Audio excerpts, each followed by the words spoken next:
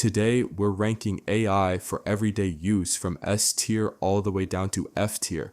Not for programmers, not for Silicon Valley founders, not for 22-year-old tech influencers. This ranking is for normal, busy adults, professionals, parents, small business owners, especially people over 40 who don't want to spend 3 hours learning a tool that was supposed to save them time in the first place. We're judging each tool on 4 simple criteria: ease of use, time saved, practical value, and enjoyment. Let's start with S tier. First up is ChatGPT. If AI has a household name, this is probably it. But popularity alone doesn't earn S tier. What makes it S tier is versatility. The ease of use is extremely high. You type something in plain English and it responds. No special commands required. The time saved can be massive if you use it properly. You can draft emails in seconds, rewrite awkward messages, summarize long reports, break down complicated medical or financial documents into simple language, plan trips, generate grocery lists, brainstorm ideas, even help with Excel formulas. The practical value is enormous because it adapts to almost any situation. And surprisingly, it's enjoyable to use. Here's the honest truth though. Most people use maybe 20% of what it can do. They treat it like Google. That's a mistake.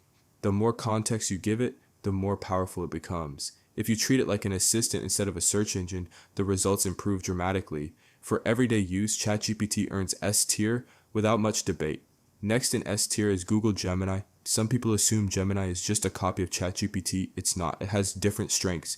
If you already live inside Gmail, Google Docs, Google Drive, and Google Search, Gemini feels seamless. The ease of use is very high, especially for people already comfortable with Google's ecosystem. The time saved is significant when summarizing emails, drafting responses, or pulling in up-to-date information. Its practical value is strong for everyday workflows. Gemini isn't worse than ChatGPT. In many everyday scenarios, it's just as good. It feels more integrated if you're already deep in Google's world. ChatGPT might feel more flexible and conversational, but Gemini holds its own.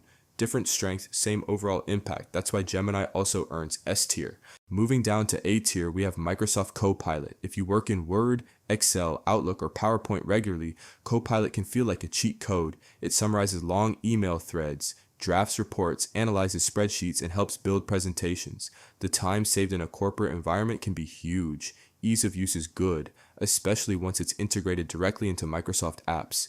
The practical value is very high for office professionals, but outside of Microsoft's ecosystem, Copilot doesn't feel as essential. It's powerful but slightly rigid. It doesn't have the same flexible conversational feel as ChatGPT. For heavy Microsoft users, it might feel like S tier. For everyone else, it lands solidly in A tier. Also in A tier is Canva. Canva's AI features allow you to generate presentations, social media posts, flyers, invitations, and business graphics with almost no design experience.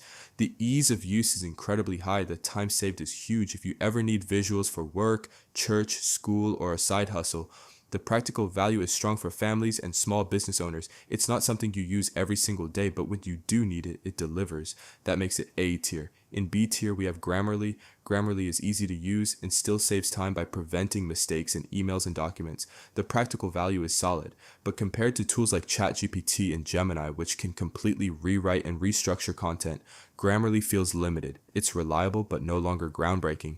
That places it in B tier. Also in B tier is Otter.ai. For people who spend their days in meetings, it can be a lifesaver. It records, transcribes, and summarizes conversations. The time saved can be significant, but if you're not in constant meetings, it's not something you'll use often. Powerful but niche. B tier. In C tier, we find Siri from Apple. Siri is extremely easy to use and helpful for simple tasks like setting timers or reminders, but compared to modern AI chatbots, it feels limited. It's useful, just not transformative. That puts it in C tier. In D tier, we place Jasper. It's a strong tool for marketers and agencies creating ad copy, but for everyday users it's too specialized. Unless you're running marketing campaigns, it won't play a major role in your daily life. Now let's talk about F tier. F tier doesn't mean completely broken, it's semi-pure. It means the tool promises far more than it delivers for everyday people. A good example here is Replica. Replica markets itself as an AI companion, someone to talk to, vent to, build a connection with. And while that sounds interesting for everyday productivity and practical life improvement, it falls short.